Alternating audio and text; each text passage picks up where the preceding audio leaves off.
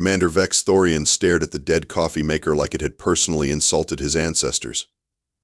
Which, given the state of morale on the Galactic Coalition cruiser Stellar Harmony, it basically had.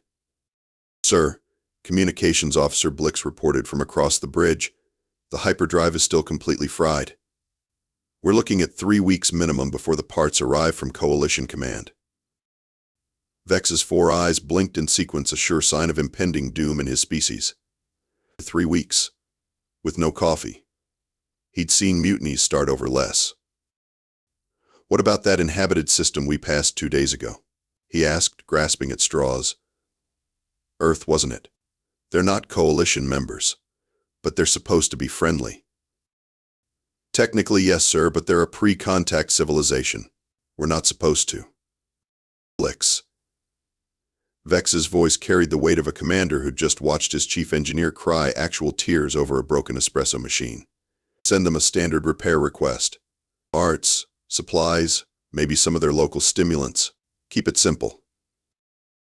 The message went out 20 minutes later. Standard diplomatic protocol, universal translator enabled, polite request for assistance. Vex specified they needed hyperdrive components, basic supplies, and almost as an afterthought something to replace their broken coffee maker. He expected a response in a few hours. Maybe a day. He got one in 17 minutes. "Sir," Blix's voice cracked slightly, "we're receiving a transmission from Earth. They're enthusiastic." The main screen flickered to life, revealing a human woman in what appeared to be a military uniform. Her smile was bright enough to power a small space station. "Greetings, alien vessel. This is Lieutenant Zara Pike of the Earth Defense Force. We received your distress call and are absolutely thrilled to assist. We've never had first contact before, and the excitement levels here are off the charts." Vex felt a familiar sinking sensation in his stomach. "Thank you, Lieutenant Pike. We simply require some basic." "Oh, don't you worry about a thing, Commander. We're mobilizing a full support fleet as we speak. Captain Rex McKenzie is personally leading the escort, and he's brought enough firepower to handle any hostiles in the area. We'll have you fixed up and battle-ready in no time." "Battle-ready?" Vex's voice pitched higher. "Lieutenant, there are no hostiles. We just need—" "I understand completely, Commander. Operational security is paramount. We'll maintain radio silence from here until our forces arrive. ETA 6 hours. Pike out." The transmission ended, leaving Vex staring at a blank screen and contemplating the career choices that had led him to this moment. "Sir," Blix ventured carefully, "should I send a clarification message?" "No," Vex said slowly. "I have a feeling that would only make things worse." He was right, of course. He usually was. It was one of his more annoying qualities. 6 hours later, the Stellar Harmony's proximity alarms began screaming like banshees at a funeral. The sensor display lit up with so many contacts that the computer gave up trying to count them and simply labeled the approaching fleet as numerous. "Sir," Blix whispered, "they're hailing us." The main screen activated, revealing the same Lieutenant Pike, now flanked by a grizzled human male whose uniform bore enough medals to qualify as body armor. "Commander Thorian. This is Captain Rex McKenzie of the EDF battlecruiser Righteous Fury. We've established a defensive perimeter around your position and are standing by for threat assessment. Where are the hostiles?" Vex looked around his peaceful bridge, where the most threatening thing was his tactical officer's collection of houseplants. "Captain McKenzie, there are no hostiles. We simply require—" "Understood, Commander. Deep cover operation. We'll maintain the illusion of a routine repair mission while our forces secure the area. McKenzie out." The transmission ended before Vex could object. Through the main viewport, he watched as human ships took positions around his vessel like protective sharks circling a wounded fish. The lead vessel, presumably Mackenzie's was bristling with enough weapons to reduce an asteroid to component atoms. "Sir," Blix said faintly, "they're requesting permission to board." Vex closed all 4 eyes and wondered if it was too late to transfer to a nice, quiet desk job in the Coalition's Department of Interstellar Sewage Management. The first thing Vex noticed about Lieutenant Pike in person was that she carried a weapon that looked capable of punching holes through solid titanium. The second thing was that she seemed genuinely excited about the prospect of using it. "Commander Thorian, what an absolute honor to meet you in person. I've brought a complete technical assessment team, 3 different coffee varieties, Colombian, Ethiopian, and something called Death Wish that our engineers swear by, and a full security detail to ensure your safety during repairs." Behind her, a parade of humans filed onto his bridge, each carrying equipment that ranged from innocuous-looking toolkits to devices that hummed with barely contained energy. One particularly enthusiastic individual was wheeling in what appeared to be a small artillery piece disguised as a coffee machine. "Lieutenant," Vex tried again, "we appreciate the assistance, but this is really just a routine maintenance issue. Our coffee maker is broken, and we need some hyperdrive components." "Of course, Commander. Maintain operational security." "We understand completely." Pike winked conspiratorially. "Engineer Wilson, begin the coffee maker repairs. Dr. Singh, start your assessment of the crew's psychological conditioning. Sergeant Thompson, begin tactical evaluation of the ship's defensive capabilities." A stocky human male with grease-stained coveralls and the kind of smile that suggested he enjoyed controlled explosions approached Vex's coffee station. "Don't you worry, Commander. We'll have this little beauty purring like a kitten in no time. Though I gotta say, your defensive systems are looking a bit light. Good thing we brought some upgrades." "Upgrades?" Vex watched in horror as Wilson began attaching devices to his coffee maker that definitely hadn't been there when it was manufactured. "What kind of upgrades?" "Oh, nothing fancy. Just a few improvements to help you defend against hostile boarding parties. This baby will now dispense coffee, hot chocolate, and if you flip this little switch here, a concentrated stream of boiling liquid at approximately 3,000 psi. Perfect for repelling attackers." Vex stared at his coffee maker, which now looked like it could double as a weapon of mass destruction. "Wilson, that's not—" "Commander Thorian," interrupted a crisp voice. A woman in an admiral's uniform materialized beside Pike, her eyes scanning the bridge with the intensity of a predator evaluating prey. "Admiral Janet Rodriguez, Earth Defense Force. I've reviewed your situation and I must say your operational security is impressive. Posing as a simple repair request to lure hostile forces into a false sense of security, brilliant." "Admiral Rodriguez," Vex began, his voice taking on the strained quality of someone explaining quantum physics to a houseplant. "There are no hostile forces. We literally just need our coffee maker fixed." Rodriguez nodded sagely. "Exactly what I'd expect you to say. Maintain the cover story, Commander. We'll play along. Pike, what's the status on the routine repairs?" "The coffee maker is now fully operational and weaponized, Ma-am. Wilson's also upgraded their food replicator to produce emergency rations that can double as explosive charges if needed. Dr. Singh is documenting the psychological effects of prolonged alien oppression on the crew. Excellent work. And their defensive capabilities? Pathetic, Ma-am. They're sitting ducks out here. Good thing we brought the full battle group." Vex felt a migraine developing behind his secondary eyes. "Battle group?" 47 ships, Commander," Rodriguez said proudly. "Destroyers, cruisers, carriers, and enough firepower to sterilize a small planet. We're not taking any chances with humanity's first interstellar rescue operation." Through the viewport, Vex could see the human fleet arranged in what appeared to be a military formation designed to repel an invasion force. His single peaceful exploration vessel was now the center of what looked like preparation for galactic war. "Sir," Blix whispered urgently, "they're installing something on our main deflector array."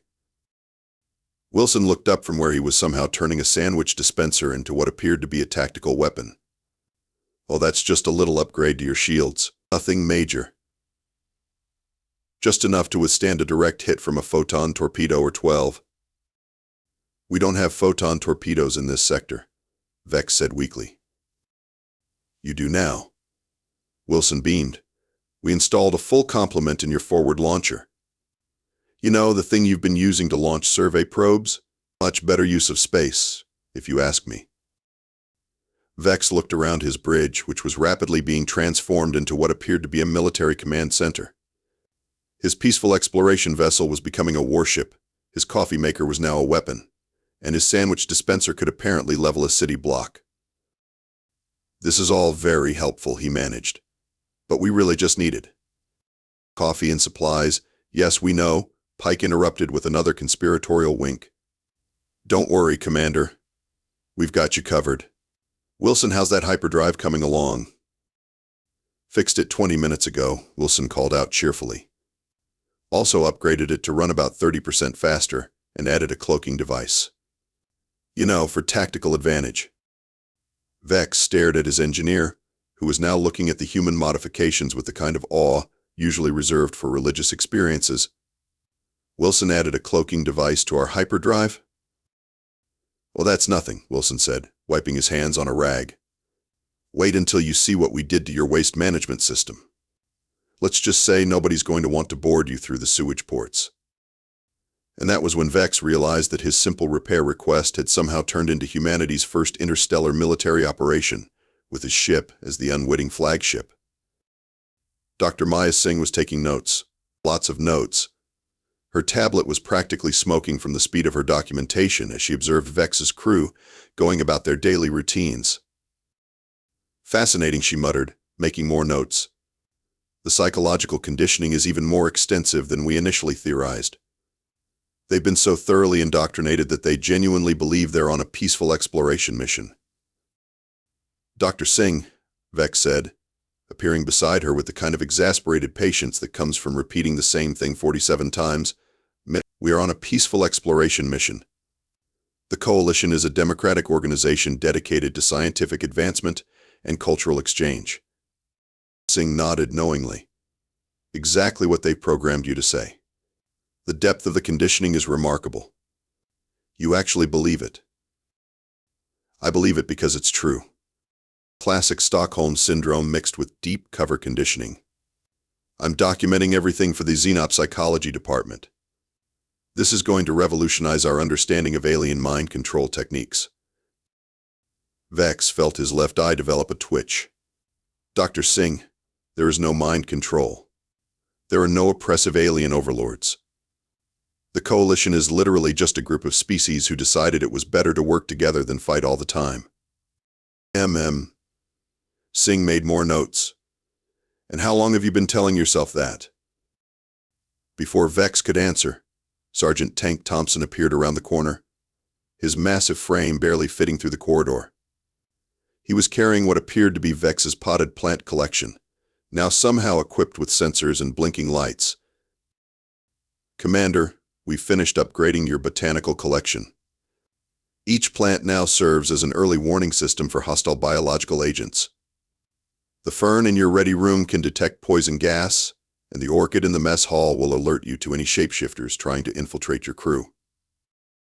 Vex stared at his plants, which were now humming softly and occasionally beeping. Sergeant Thompson, those are just decorative plants. They're not. Nan.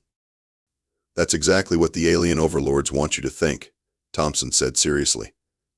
Good thing we're here to help you remember your true purpose. Speaking of which, we've also upgraded your replicator to produce tactical melees instead of that alien propaganda food you've been eating. You mean the food my people have been eating for thousands of years? Brainwashing through nutrition is a classic technique, Singh added, still taking notes. I'm documenting the complete dietary control system they've implemented. Brilliant, really. Evil, but brilliant. Vex watched as Wilson emerged from the engineering section, now wearing what appeared to be a tool belt that could outfit a small army. Wilson, please tell me you haven't weaponized anything else. Well, funny you should ask, Wilson said cheerfully. I've made a few improvements to your waste management system. It now functions as a defensive measure against hostile boarding parties. Also, your emergency lighting can now be set to a frequency that induces temporary blindness in most known alien species. Wilson, we are an alien species. Not anymore. Pike's been filling out the paperwork to make you honorary humans. Should be processed by tomorrow. Then you'll officially be part of the Earth Defense Force. Vex felt the last of his sanity slipping away like water through his fingers. I don't want to be part of the Earth Defense Force. I want to be part of the Coalition. Because I already am part of the Coalition. Stockholm Syndrome, Singh murmured, making more notes. The conditioning runs deeper than we thought. Admiral Rodriguez needs to see this. As if summoned by her name, Admiral Rodriguez appeared on the bridge, her presence somehow making the room feel smaller and more militarized. Status report. Dr. Singh. The conditioning is extensive, ma'am. The entire crew genuinely believes they're part of a peaceful alliance. They've been programmed to resist any attempts at liberation. Understandable. We'll need to proceed carefully. Can't just deprogram them all at once, could cause psychological trauma. Rodriguez turned to Vex. Commander, we're going to help you remember who you really are. But it's going to take time. Admiral Rodriguez, I know exactly who I am. I'm a Coalition officer on a routine exploration mission who asked for help fixing a coffee maker. That's it. That's the entire situation. Rodriguez nodded sympathetically. Of course you are, Commander. And we're going to help you stay that way. Pike, what's the status on the defensive upgrades? Fully operational, ma'am. The Stellar Harmony is now capable of taking on a small fleet and winning. We've also installed a quantum communication array so they can call for backup from Earth if needed. Excellent. And the surrounding systems? We've sent warning messages to all inhabited worlds within a 50 light-year radius. Standard evacuation protocols are being implemented in case the alien overlords decide to retaliate. Vex's eye twitch had progressed to a full facial spasm. You did what? Don't worry, Commander, Rodriguez said reassuringly. We've got everything under control. The moment those alien oppressors show their faces, they'll regret ever messing with humanity's first interstellar friends. Through the viewport, Vex could see the human fleet had grown even larger.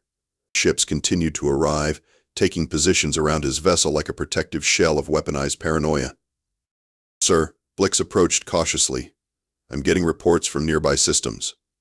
They're confused by the evacuation warnings. They want to know what invasion we're talking about. Tell them it's classified, Pike said quickly. We can't risk the alien overlords intercepting our communications and learning about our defensive preparations. But there are no alien overlords, Vex shouted, his composure finally cracking. There is no invasion. There are no oppressive forces. We just wanted coffee. The bridge fell silent. Every human turned to look at him with expressions of deep sympathy and concern. The conditioning is stronger than we thought, Singh whispered, making even more notes. He's having a breakdown trying to reconcile his programmed reality with the truth. Get him some coffee, Rodriguez ordered. The good stuff. He needs to remember what real freedom tastes like. Wilson immediately began operating the weaponized coffee maker, which dispensed a cup of liquid that smelled like it could wake the dead and power a small starship. Vex accepted the coffee with shaking hands and took a sip. It was, he had to admit, absolutely fantastic, which somehow made everything even worse. The coffee was indeed excellent. This was perhaps the most frustrating part of Vex's current situation amid the chaos of his ship being transformed into a military fortress. The humans had actually delivered exactly what he'd asked for. His coffee maker worked perfectly, his hyperdrive was running better than ever, and his supplies were fully stocked. He would have been grateful if not for the fact that his ship was now the flagship of what appeared to be humanity's first interstellar war. Sir, Blix reported, his voice carrying the strained quality of someone who'd been asking the same question for 6 hours. Admiral Rodriguez is requesting permission to establish a permanent base on the asteroid belt in this system. Something about strategic positioning for the inevitable counterattack. Vex took another sip of his excellent coffee and contemplated the series of decisions that had led him to this moment. Tell the Admiral that we appreciate the offer, but we really just need to get back to our patrol route. I tried that, sir. She said that's exactly what someone under deep cover conditioning would say, and she's not falling for it. Through the bridge viewport, Vex could see human ships moving with military precision, establishing what appeared to be a permanent defensive installation. Mining ships were already beginning to extract materials from nearby asteroids, while construction vessels assembled what looked suspiciously like weapons platforms. "Sir," his tactical officer reported, "we're receiving a transmission from Coalition Command. They're wondering why we're 6 hours overdue for our scheduled check-in." Finally, Vex breathed. "Put them through." The main screen activated, revealing Admiral Korth, Vex's immediate superior, and a being whose patience was legendary throughout the Coalition. Her expression suggested that patience was about to be tested. "Commander Thorian, you're overdue for your check-in. What's your status?" "Admiral Korth, I can explain. We had a minor technical issue and requested assistance from the local system. The situation has escalated." "Escalated how?" Before Vex could answer, Lieutenant Pike appeared beside him, somehow having materialized from thin air. "Admiral Korth, this is Lieutenant Pike of the Earth Defense Force. We've rescued your officer from his deep cover mission and are providing full military support for his extraction." Admiral Korth's expression shifted from mild annoyance to complete bewilderment. "Deep cover mission? Commander Thorian, what is she talking about?" "Ma'am, there is no deep cover mission. We asked for help fixing our coffee maker, and they've somehow interpreted that as operational security." "Commander," Pike interrupted with a wink. "We understand. Admiral Korth, your officer, has been conducting a brilliant intelligence operation, but his cover has been blown. We're providing full military support for his extraction." Admiral Korth's 4 eyes blinked in the sequence that, in her species, indicated either deep confusion or impending violence. "Lieutenant Pike, I assure you that Commander Thorian is not conducting any intelligence operations. He's supposed to be mapping stellar phenomena in the Outer Rim. That's his cover story, ma'am. Don't worry, we've got the situation under control. The entire Earth Defense Force is standing by to repel any hostile action against Coalition forces." "Earth Defense Force?" Admiral Korth's voice pitched higher. "Commander Thorian, how many ships are we talking about?" Vex consulted his sensor readings and immediately wished he hadn't. "Approximately 87 ships, ma'am, and growing." 87? Admiral Korth's voice cracked. "Commander, you were supposed to be conducting a routine survey mission. How did you end up commanding a fleet?" "I'm not commanding it, ma'am. They're protecting me from you." "From me?" Pike stepped forward again. "Admiral, with respect, we know you're just doing your job. But we can't allow you to extract Commander Thorian until we've confirmed that the Coalition hasn't been compromised by hostile forces." "Compromised by whom?" "We're still investigating, but the evidence suggests extensive mind control operations targeting Coalition personnel. Commander Thorian's crew shows clear signs of psychological conditioning." Admiral Korth turned to Vex with the expression of someone who'd just been told that gravity was optional. "Commander, are you under mind control?" "No, ma'am. I'm under the protection of well-meaning humans who think we're all victims of alien oppression." "And you can't convince them otherwise?" "I've been trying for 8 hours, ma'am. They think my denials are proof of how extensive the conditioning is." "Sir," Blix interrupted urgently, "we're receiving multiple transmissions from Coalition ships. They're requesting permission to approach and assist with our situation." "How many ships?" Admiral Korth asked. 15, ma'am. Standard rescue formation." Pike's eyes lit up like Christmas morning. 15 ships? Admiral Rodriguez, we've got incoming hostiles." The transmission cut off as Pike rushed to alert the human fleet. Within minutes, the space around Vex's ship became a hive of military activity as both fleets prepared for what each side assumed was an imminent battle. "Sir," Blix said faintly, "the humans are powering up their weapons." "And the Coalition ships?" "They're asking why we're surrounded by an unknown fleet with weapons trained on them." Vex watched as his peaceful repair request transformed into what appeared to be the opening moves of an interstellar war. His coffee was still excellent, his hyperdrive was running perfectly, and his morale had never been lower. "Sir," his communications officer reported, "Admiral Rodriguez is hailing us." The main screen activated, revealing Admiral Rodriguez on the bridge of her battlecruiser, surrounded by tactical displays showing both fleets in real time. "Commander Thorian, we've got 15 hostiles approaching your position. Are these the alien overlords we've been waiting for?" "Admiral Rodriguez, those are Coalition ships. They're here to help." "Perfect cover story, Commander. Don't worry, we've got this. All ships, prepare for battle. Today, humanity fights for freedom among the stars."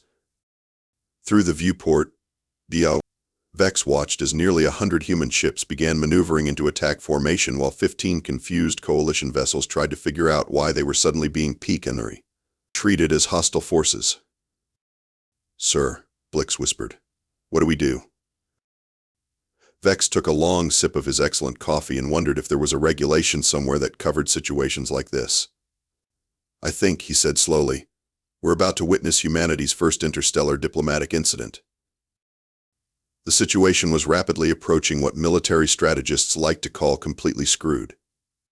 On one side, 15 Coalition ships were approaching with the kind of cautious confusion that suggested they had no idea why they were being targeted by an unknown fleet. On the other side, nearly 100 human ships were preparing to defend against what they assumed was an invasion force sent by mysterious alien overlords. And in the middle, Vex was discovering that excellent coffee did nothing to improve one's ability to prevent interstellar wars. "Sir," Blix reported, his voice carrying the strained quality of someone who'd been dealing with increasingly surreal situations for the past 10 hours. "Coalition Command is requesting an immediate explanation for the military standoff." "Tell them I'm working on it," Vex said, then immediately regretted it. He was not, in fact, working on it. He was sitting in his command chair, drinking weaponized coffee, and watching his career implode in real time. "Commander Thorian," Admiral Rodriguez's voice crackled over the comm system, "we've got their fleet in our sights. Just give us the word and we'll show these alien oppressors what happens when they mess with humanity's friends." "Admiral Rodriguez, please don't shoot anyone. Those are Coalition ships. They're the good guys. We're all the good guys. Nobody here is evil." "That's exactly what they want you to think, Commander. Don't worry, we've studied their psychological warfare techniques. We won't let them manipulate you anymore." Vex looked around his bridge, which had been transformed into what appeared to be a military command center by humans who somehow believed they were liberating him from his own allies. His coffee maker was now a weapon, his plants were surveillance equipment, and his waste management system had been turned into a defensive system that he didn't want to think about too carefully. "Sir," his tactical officer reported, "the Coalition ships are requesting permission to approach. They're concerned about our situation." "Don't let them get close," Lieutenant Pike advised, appearing beside Vex with the kind of sudden materialization that suggested she'd been practicing ninja techniques. "Classic intimidation tactic. They want to convince you that they're here to help." "They are here to help. They're my colleagues." "Stockholm Syndrome," Dr. Singh murmured, making more notes. "The conditioning is so complete that he genuinely believes his captors are his friends." "Sir," Blix said urgently, "Coalition Command is ordering us to clarify our status immediately. They want to know why we're surrounded by an unknown fleet."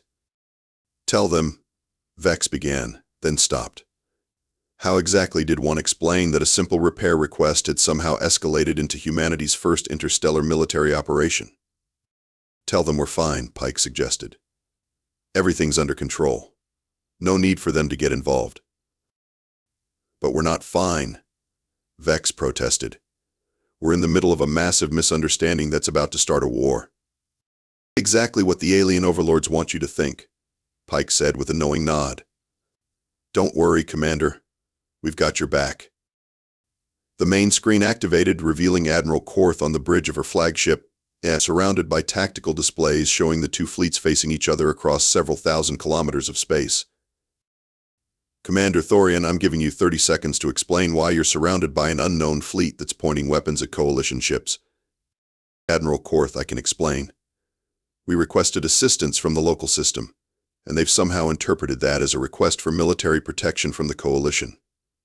They think we're victims of alien oppression. Alien oppression? Commander, you are an alien. To them, at least. That's the confusing part, I am. They've declared us honorary humans, and are now treating the Coalition as the oppressive force. Admiral Korth's expression shifted through several stages of disbelief before settling on resignation. Commander, are you telling me that you've accidentally started an interstellar incident because you asked for help fixing a coffee maker? Yes, I am. That's exactly what I'm telling you. Sir, Blix interrupted. The human fleet is moving into attack formation. They're interpreting our conversation as a coercive interrogation. Through the viewport, Vex could see the human ships repositioning themselves between his vessel and the Coalition fleet. It was an impressive display of protective formation flying, and it was absolutely the last thing he wanted to see. Admiral Rodriguez, he called out, please don't attack anyone. These are friendly ships. We understand your conditioning makes it difficult to see the truth, Commander, Rodriguez replied. But we won't let them take you back to whatever oppressive regime they represent. They represent the Coalition. The same Coalition I work for. The same Coalition that sent me on this mission. Deep cover conditioning, Dr. Singh observed, still taking notes. He's been programmed to believe he's working for them willingly. Sir, the tactical officer reported, Coalition ships are powering up their shields. They're interpreting the human fleet's movements as hostile. Because they are hostile movements. Vex shouted. From their perspective, we're being held hostage by an unknown fleet. From our perspective, Pike said cheerfully, we're preventing a kidnapping.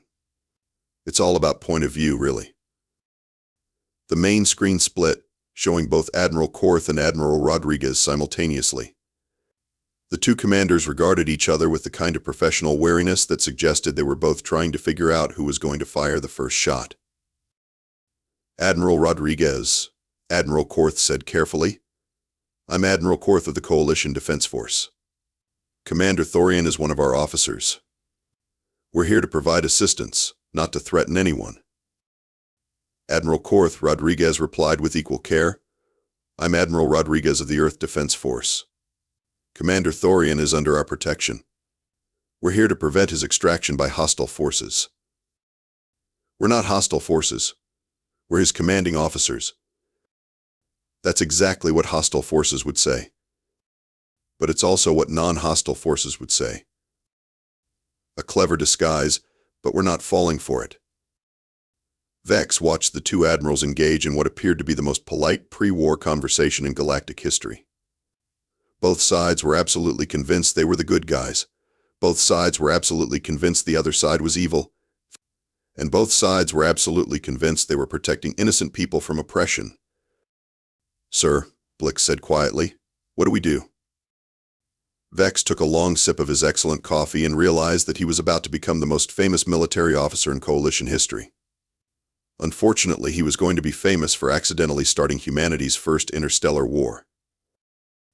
I think, he said slowly, we're about to find out what happens when irresistible force meets a movable object. And we're going to be right in the middle of it. The breakthrough came, as breakthroughs often do, from an unexpected source. In this case, it was Engineer Wilson, who had been quietly working on what he described as final improvements to the ship's systems while the two fleets faced off in what was rapidly becoming the most polite standoff in military history. Hey, Commander, Wilson called out, emerging from the engineering section with oil-stained coveralls and a cheerful grin. I finished upgrading your universal translator. Thought you might want to try it out. Wilson, Vex said tiredly. Now is really not the time for. Oh, but it is, Wilson interrupted, activating the new translator system. See, I noticed something interesting about your communication protocols. You've been using a standard diplomatic translation matrix, but I've recalibrated it to account for cultural context and implied meaning. It should clear up any misunderstandings. The effect was immediate and dramatic. Across the bridge, the various human personnel suddenly looked confused as the translator began providing not just literal translations of what the Coalition ships were saying, but cultural context that explained the meaning behind the words. Admiral Rodriguez. Admiral Korth's voice came through the comm system, but this time the translator added helpful context. Admiral Rodriguez, I am Admiral Korth of the Coalition Defense Force. Commander Thorian is one of our officers, meaning he voluntarily joined our organization and is a valued member of our team, not a prisoner or victim of oppression. We're here to provide assistance, meaning we want to help, not attack or kidnap anyone. There was a long pause on the comm channel. Admiral Korth Rodriguez finally replied, Are you telling me that Commander Thorian actually works for you by choice? Yes, Admiral Rodriguez. He's a decorated officer who requested this assignment. We're not oppressing him, we're his career supervisors who are concerned about his welfare. Another pause, longer this time. So when he sent that distress call asking for help, he was asking for help fixing his coffee maker and hyperdrive, not asking to be liberated from alien oppression. And when your ships approached, we were responding to a routine check-in, not launching an invasion. And when we surrounded them with a battle fleet, you were essentially taking our officer hostage while declaring war on his employers. The silence that followed was so complete that Vex could hear the hum of his newly weaponized coffee maker. Well, Rodriguez said finally, this is awkward. Sir, Lieutenant Pike whispered, are we the bad guys? I don't think we're the bad guys, Dr. Singh said slowly, reviewing her notes. I think we're the well-meaning guys who completely misunderstood the situation. So there's no alien oppression? Apparently not. No mind control? Nope. Say no. No evil overlords? Just really confused friends who wanted their coffee maker fixed. Vex stood up from his command chair and walked to the center of the bridge, where he could be seen by both fleets through the various communication channels. Ladies, gentlemen, and various other sapient beings, he began, his voice carrying across both fleets through the improved translator system. I believe we have had what humans call a massive misunderstanding. Commander Thorian, Admiral Korth said, are you safe? I'm fine, Admiral. The humans have been very helpful. They fixed my coffee maker, upgraded my hyperdrive, and somehow turned my waste management system into a defensive weapon. But I'm physically unharmed. And you're not being held against your will. No, Admiral. They think they're protecting me from you because they assumed any request for help must be a cry for liberation from oppressive forces. And you, Admiral Rodriguez, Admiral Korth continued, you thought you were rescuing him from us? It seemed like the logical assumption, Rodriguez replied, sounding slightly defensive. First contact with an alien species. They send a distress call. They're clearly outgunned and surrounded by a superior force. It looked like a classic oppression scenario. But we're not a superior force, Admiral Korth pointed out. We're a voluntary alliance of equals. That's exactly what a superior force would say. But we're literally an alliance of species that voluntarily join together for mutual benefit and protection. We have democratic councils, rotating leadership, and extensive civil rights protections. Again, exactly what you'd claim if you were trying to cover up your oppression. But how would you prove we're not oppressive? Well, you could, Rodriguez paused, clearly struggling with the logical trap he'd walked into. You could show us your civil rights documentation? Would you trust documentation provided by alleged oppressors? Point taken. Engineer Wilson, who had been listening to this exchange with growing amusement, cleared his throat.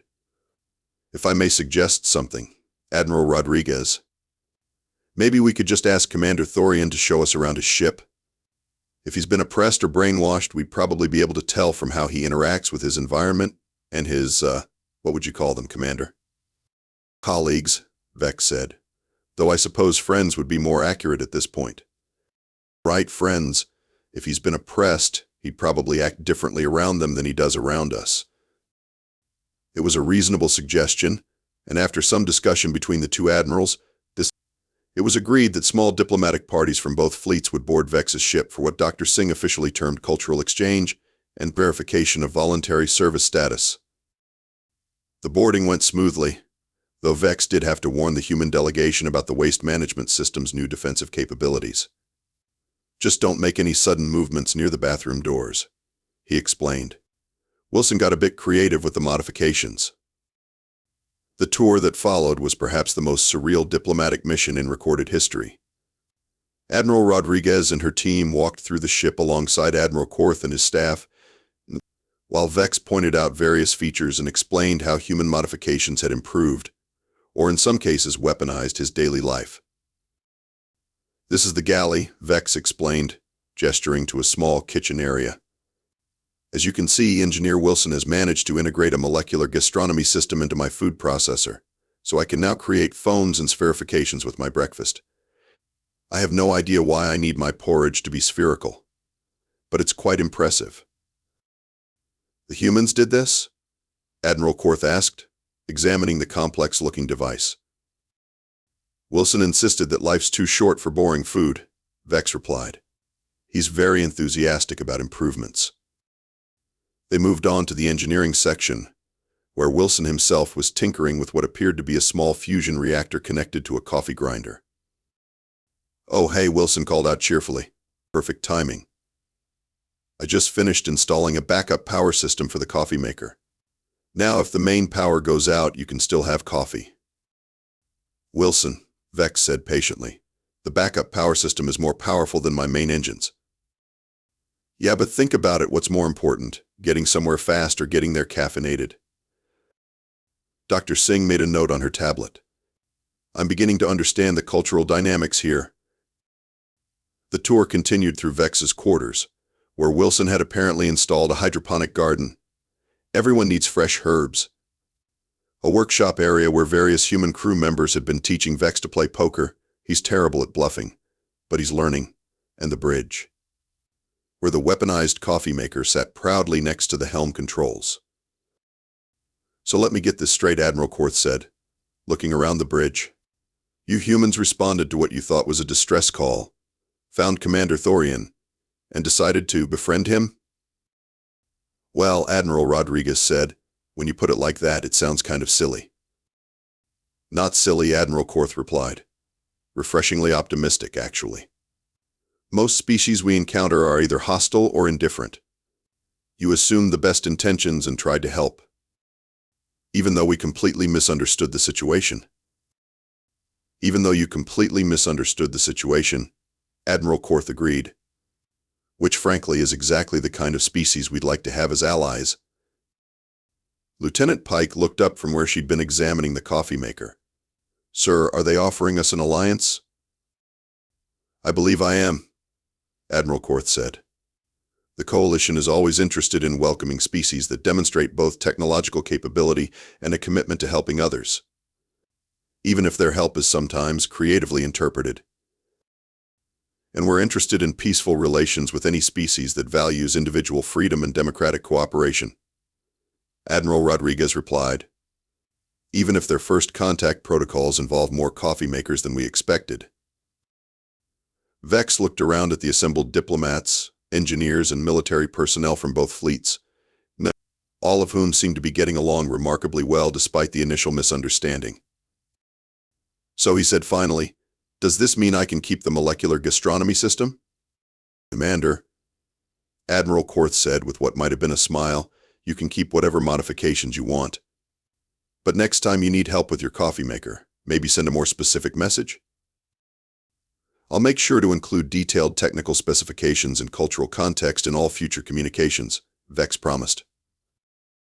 "And maybe," Admiral Rodriguez added, "we'll work on improving our first contact protocols to include the possibility that not every distress call is a cry for liberation from oppression." "That would be helpful," Admiral Korth agreed. "Though I have to say your liberation efforts are surprisingly thorough. Most species just try to blow things up." "We prefer the befriending approach," Dr. Singh said. "It's more sustainable in the long run." "And it leads to better coffee," Wilson added, emerging from the engineering section with a fresh cup. "Anyone want to try the new blend?" I've been working on a recipe that combines earth coffee with Thorian spices and some berries we found in the hydroponics bay. As the assembled diplomats and officers settled in to sample Wilson's latest creation, Vex reflected on the unexpected turn his routine maintenance call had taken. He'd started the day with a broken coffee maker and a malfunctioning hyperdrive. Now he had a ship full of new friends, a diplomatic incident that had accidentally created an interspecies alliance, and a waste management system that could probably take out a small cruiser if properly aimed. All in all, he decided, it had been a pretty good day. "You know," he said to the assembled crowd, "I think this is the beginning of a beautiful friendship." "Just promise me," Admiral Rodriguez said, raising her coffee cup in a toast, "that your next maintenance call won't involve quite so many battle fleets." "I make no promises," Vex replied cheerfully, "but I'll try to be more specific about what kind of help I need." "Fair enough," Admiral Korth said, joining the toast. "To new friendships, better communication, and properly functioning coffee makers." "To new friendships," the assembled group chorused, raising their cups. And somewhere in the engineering section, Wilson was already planning his next improvement project.